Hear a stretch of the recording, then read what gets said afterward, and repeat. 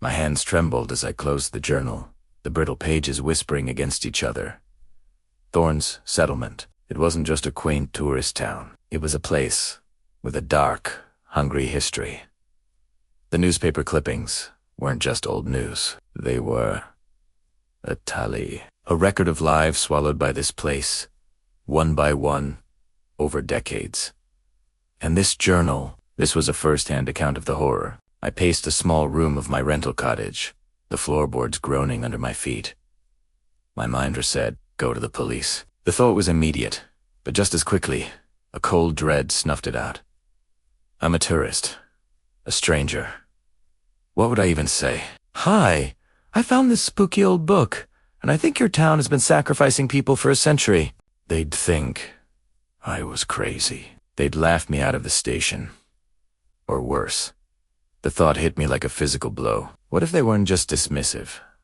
What if they were involved? The disappearances were so regular, yet they faded into local legend, dismissed as accidents or people simply moving on. How could that happen over and over without someone in authority turning a blind eye, or actively helping to cover it up? The clippings mentioned investigations that went nowhere, leads that dried up. Convenial. Too convenial. Looking out the window at the darkening street, every friendly face I'd seen today now seemed like a mask. The cheerful shopkeeper, the smiling waitress, the old man who'd tipped his hat to me. Were they all in on it? Did they know what happened in the woods that bordered the town? Did they know what the journal described? The journal didn't just talk about people vanishing.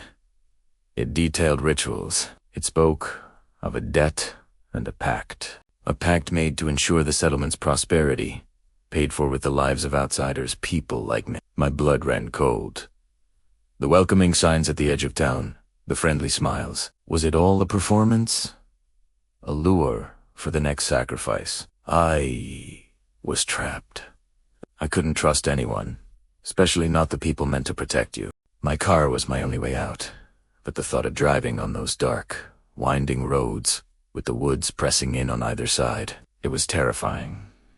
They would know I was leaving. They would know I had found their secret. The journal was a death sentence, and I was holding it in my hands. I had to get out, but I didn't know how.